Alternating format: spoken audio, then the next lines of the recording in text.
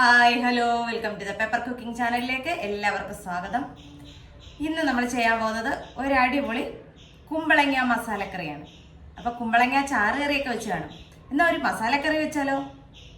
അപ്പോൾ ഇതിന് ഒരുപാട് സാധനങ്ങളൊന്നും വേണ്ട, നമ്മുടെ കയ്യിലുള്ള സാധനങ്ങൾ കൊണ്ട് നമുക്ക് നല്ല രീതിയിൽ ഒരു കുമ്പളങ്ങ മസാലക്കറി ഉണ്ടാക്കിയാലോ?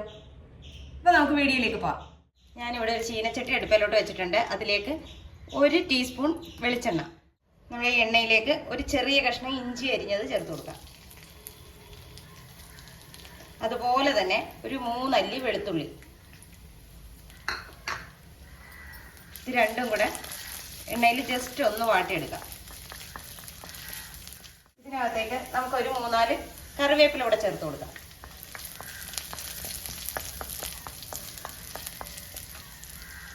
ഇനി നമുക്കിവിടെ ഒരു അരമുറി തേങ്ങ ഞാൻ ചിരകി എടുത്തിട്ടുണ്ട്. ഇതൊന്ന് വറുത്തെടുക്കാം.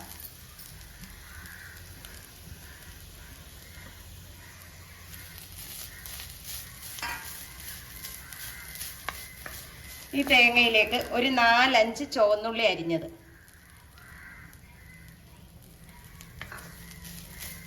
ചേർത്ത് നമുക്ക് ഒത്തിരി അങ്ങ് ബ്രൗൺ നിറം ആകണ്ട, അതിനു മുന്നേ തന്നെ ആകത്തൊക്കെ ആ ഒരു പരുവത്തിൽ നമുക്ക് എടുക്കാം.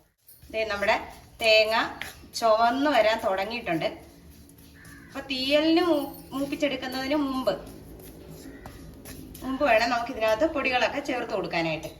അപ്പൊ നമുക്കിനി ഇതിനകത്ത് പൊടികൾ ചേർത്ത് കൊടുക്കാം. ഒരു 1/4 ടീസ്പൂൺ മഞ്ഞൾപ്പൊടി,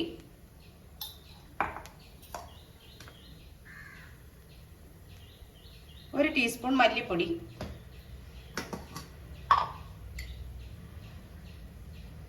അതുപോലെ തന്നെ ഒരു ടീസ്പൂൺ കാശ്മീരി മുളക് പൊടി.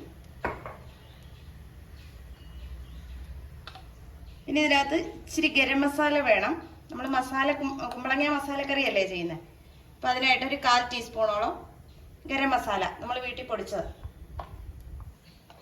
മസാലയും കൂടെ ചേർത്ത് കൊടുത്തതിന് ശേഷം നമ്മുടെ ഈ തേങ്ങ നന്നായിട്ടൊന്ന് ഇളക്കുക.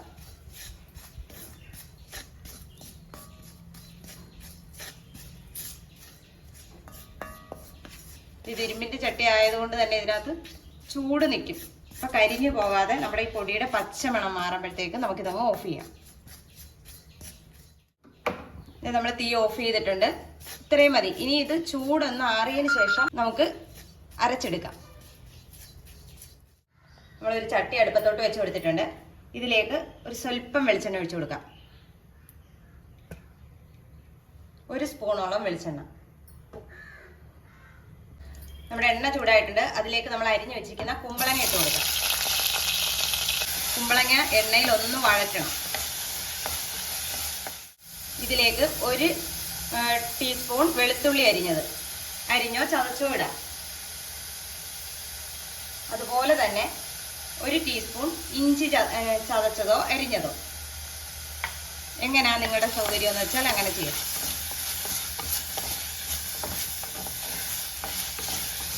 എല്ലാം കൂടെ ഒന്ന് നന്നായിട്ട് വഴറ്റിയെടുക്കുക.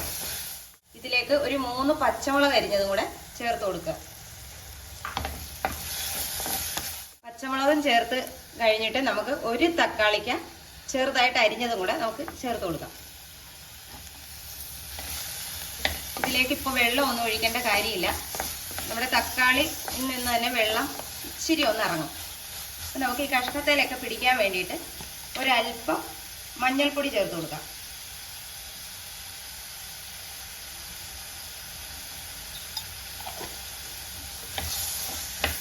മഞ്ഞൾപ്പൊടിയും ചേർത്ത് നന്നായിട്ടൊന്ന് ഇളക്കിയതിന് ശേഷം നമുക്കൊന്ന് മൂടി വെക്കാം. പീര വറുത്തെടുത്തത് ഒന്ന് പൊടിച്ചതിന് ശേഷം നമുക്കൊരല്പം വെള്ളം ചേർത്ത് നന്നായിട്ടൊന്ന് അരച്ചെടുക്കാം. ഞാൻ നന്നായിട്ട് പൊടിച്ചെടുത്തിട്ടുണ്ട്. ഇനി ഇതിലേക്ക് നമ്മുടെ സാധാരണ വെള്ളം ചേർത്ത് കൊടുക്കുക. വെള്ളം ചേർത്തൊന്ന് അരച്ചെടുക്കാം. ഈ സമയം നമ്മുടെ കുമ്പളങ്ങ ഒന്ന് ഇളക്കി കൊടുക്കണം, ഇല്ലെങ്കിൽ അത് കരിഞ്ഞു പോകും. നമ്മുടെ കുമ്പളങ്ങയിലേക്ക് നമുക്ക് ഇനി ഒരു അല്പം വെള്ളം ചേർത്ത് കൊടുക്കാം. ഇതുവരെ നമ്മൾ വെള്ളം ഒന്നും ചേർത്തില്ല. ഇതെല്ലാം നന്നായിട്ട് വഴണ്ടതിന് ശേഷം മാത്രം നമ്മളൊരു സ്വല്പം വെള്ളം ചേർത്ത് കൊടുക്കുന്നുണ്ട്. ഈ സമയം നമുക്ക് കുമ്പളങ്ങയിലേക്ക് അല്പം ഉപ്പും ചേർത്ത് കൊടുക്കാം.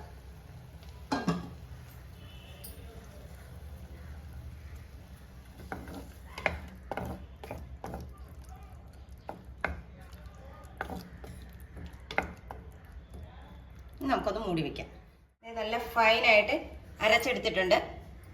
ഇനി നമുക്ക് നമ്മുടെ കുമ്പളങ്ങയിലേക്ക് ഇത് ചേർത്ത് കൊടുക്കാം. നമുക്ക് നമ്മുടെ അരപ്പ് ചേർത്ത് കൊടുക്കാം.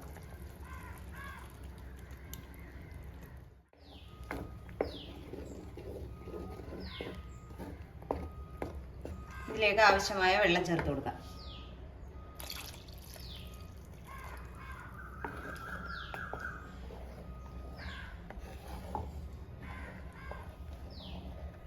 നമ്മുടെ ഇതിൻ്റെ അരപ്പൊക്കെ ഒന്ന് മസാലയിലേക്ക് നന്നായിട്ട് പിടിച്ചു വരട്ടെ. അതായത് നന്നായിട്ട് ഇത് തിളച്ച് ഒന്ന് പറ്റി വരണം. നമ്മുടെ കറി നന്നായിട്ട് തിളച്ചിട്ടുണ്ട്. അപ്പോൾ അതിന് ഇച്ചിരി പുളിയുടെ കുറവുണ്ട്. നമ്മൾ ഒരു തക്കാളിയല്ലേ ചേർത്തുള്ളൂ. അപ്പോൾ പുളി കുറവുള്ളത് കാരണം ഇത് ഒരു നെല്ലിക്ക വലിപ്പത്തിലെ പിഴുപുളി ഞാൻ എടുത്തിട്ടുണ്ട്. ഇതിലെ പുളിവെള്ളം നമുക്ക് ചേർത്ത് കൊടുക്കാം. പോരെങ്കിൽ മാത്രം. തക്കാളി നല്ല പുളിയുള്ളതാണെങ്കിൽ പിഴുപുളി ചേർക്കണമെന്നില്ല. പുളിവെള്ളം ചേർത്ത് കൊടുക്കാം. നമ്മുടെ കുമ്പളങ്ങ മസാലക്കറി ഇവിടെ റെഡി ആയിട്ടുണ്ട്. ഇനി ഇതിനകത്തേക്ക് ചെറിയൊരു താളിപ്പിടണം. അപ്പം അതിനായിട്ട് നമുക്കൊരു പാത്രം വയ്ക്കാം. പാത്രം അടുപ്പിലേക്ക് വെച്ചിട്ടുണ്ട്. അതിലേക്ക് നമുക്ക് ലേശം വെളിച്ചെണ്ണ ഒഴിച്ചു കൊടുക്കാം. ഇവിടെ എണ്ണ ചൂടായി വന്നിട്ടുണ്ട്. ഇതിലേക്ക് കടുക് ഇട്ട് കൊടുക്കാം.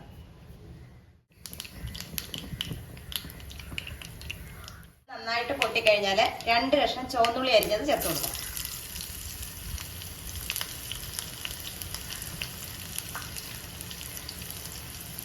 അതോടൊപ്പം തന്നെ ഒരു 3-4 വറ്റൽമുളക്, ഇച്ചിരി കറിവേപ്പിലയും കൂടെ ചേർത്ത് കൊടുക്കാം.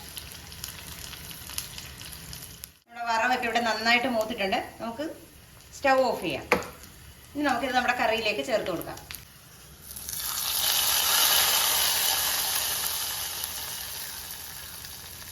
ഇനി ഒരു സ്വല്പ സമയത്തിന് ശേഷം നമുക്കിത് തുറക്കാവുള്ളൂ. അപ്പം നമ്മുടെ കറി ഇവിടെ റെഡി ആയിട്ടുണ്ട്.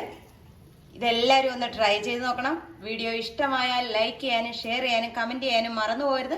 ഒപ്പം സബ്സ്ക്രൈബും ചെയ്യണം. അപ്പം നല്ലൊരു വീഡിയോ ആയിട്ട് കാണുന്നവരെ ടാറ്റാ ബൈ ബൈ.